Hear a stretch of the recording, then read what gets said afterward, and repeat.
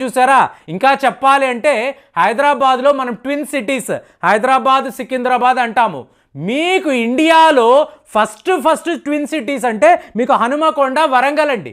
చాలామందికి తెలియదు. చాలా పెద్ద చరిత్ర. మీకు 20 కొండలండి. ఎటు చూసినా మీకు వరంగల్ చుట్టూర్తా కొండలు ఉంటాయి. అందులో భద్రకాళి అమ్మవారికి సంబంధించిన కొండలు మీరు చూసుండొచ్చు. అలాగే హనుమద్గిరి కొండలు.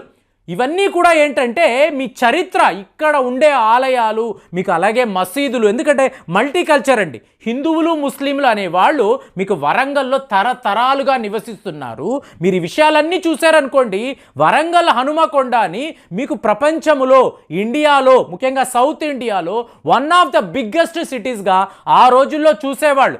అలాగే ఒకప్పుడు చూడండి, మైసూర్లో మీకు ఈ దసరా వేడుకలు చాలా పెద్ద లెవెల్లో చేసేవాళ్ళు. మీకు మైసూర్లో దసరా వేడుకల తరువాత ఇండియాలో వరంగల్లోనేనండి మీకు అంతంత పెద్ద దసరా వేడుకలు అనేవి జరిగేవి.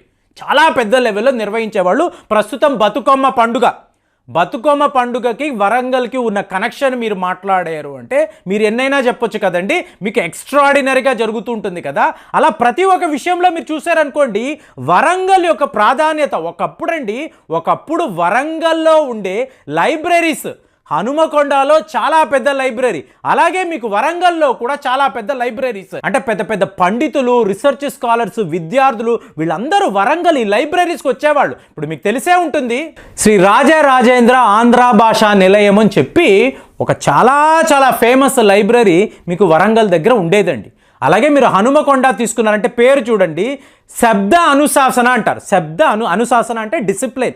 శబ్ద అనుశాసన అంటే శబ్దాన్ని నువ్వు చాలా డిసిప్లైన్డ్గా వాడాలి. కాబట్టి శబ్ద అనుశాసన ఆంధ్ర భాషా నిలయం అని చెప్పి 2 ప్రముఖ లైబ్రరీస్ మీకు ఈ వరంగల్ హనుమకొండలోనే మీకు కనిపించేవి.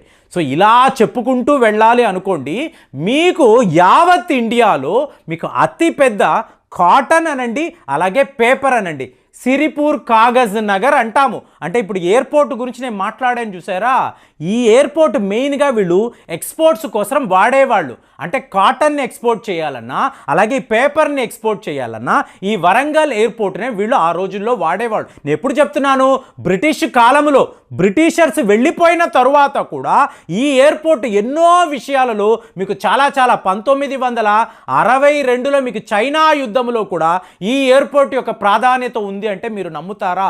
ఇలా చెప్పాలంటే మీ పిల్లలకి వరంగల్, హనుమకొండ, కాజీపేట యొక్క గొప్పతనం చెప్పండి. లిటరల్గా ఒక రాష్ట్రాన్ని తీసుకున్నారనుకోండి, రాజధాని అని ఉంటుంది. ఈ రాజధానిలోనే మీకు 2 అతిపెద్ద రైల్వే స్టేషన్స్ ఉంటాయి. కానీ రాజధాని కానీ ఒకే ఒక సిటీ వరంగల్. ఈ వరంగల్కి మీకు 2 అతిపెద్ద రైల్వే స్టేషన్స్ ఉండడం అనేది చాలా ఒక విచిత్రమైన ఒక వ్యవహారము. అలాగే ఆ రోజుల్లో ఆజిమ్ జాహీ మిల్స్ అని అంటారు. ఈ ఆజిమ్ జాహీ మిల్స్లో దగ్గర 12,000 మంది ఉద్యోగాలు. ఏంటి, ఒక మినీ సిటీ లాగా 12,000 మంది అండి. ఒక గ్రామము అనుకోవచ్చు. వీళ్ళందరూ ఏమిటి, బట్టలు నేసేవాళ్ళు, బట్టలు తయారు చేసేవాళ్ళు. ఆ రోజుల్లో వరంగల్లో ఒక ట్రెడిషనల్ దుస్తులు వేసుకునే ఒక ఆచారం ఉండేది. ఇవన్నీ కూడా మీకు ఆజాం జాహీ మిల్స్లో ఆ రోజుల్లో 12,000 మందికి మీకు ఉద్యోగాలు ఇచ్చే ఒక మిల్లు వరంగల్లో ఉండేదంటే అది ఎంత పెద్ద విషయమో చూసుకోండి. కాబట్టి వరంగల్లో నివసించే వాళ్ళు మిమ్మల్ని నేను కలిశాను, చాలా ఆనందము. మీ యొక్క ఆప్యాయత అనండి, ఆ అనుబంధము అనండి, ఆ స్నేహము అనండి ఎప్పుడూ కూడా మర్చిపోలేము. కానీ పిల్లలు వచ్చి విషయాలన్నీ నాతో మాట్లాడడం మాత్రము నాకు చాలా గొప్ప ఎక్స్పీరియన్స్. కాబట్టి వరంగల్ చరిత్ర ఏంటి, హనుమకొండ చరిత్ర ఏంటి మీ పిల్లలకి ఇంకా చెప్పండి. నేను మాట్లాడింది జస్ట్ 5 to 10% అండి. ఇంకా 90% ఒక గ్రేట్ హెరిటేజ్, ఒక గ్రేట్ ట్రెడిషన్, చాలా పెద్ద నాగరికత మీకు వరంగల్ హనుమకొండ నాగరికత అని చెప్పాలి. మరి మీ పిల్లలకి చెప్పండి. అలాగే కామెంట్స్లో కూడా వరంగల్ యొక్క, హనుమకొండ యొక్క ప్రత్యేకత ఇంకా ఏంటి, ఈ 3 సిటీస్ దేనికి ప్రసిద్ధి, ఇందులో ఉండే అతి ముఖ్యమైన విషయాలు ఏంటి, ఇంకా కూడా మీకు ఎన్నో ఆలయాలు ఉన్నాయా, ఇంకా మాన్యుమెంట్స్ ఉన్నాయా, మ్యూజియంస్ ఉన్నాయి, చాలా ఉన్నాయి కదండి. చాలా విషయాలు ఉన్నాయి. వాటి గురించి కామెంట్స్లో రాయండి. సో దట్ అందరూ కూడా తెలుసుకుంటారు.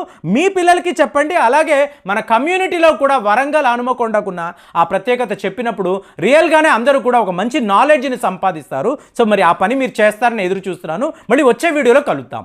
జై హింద్.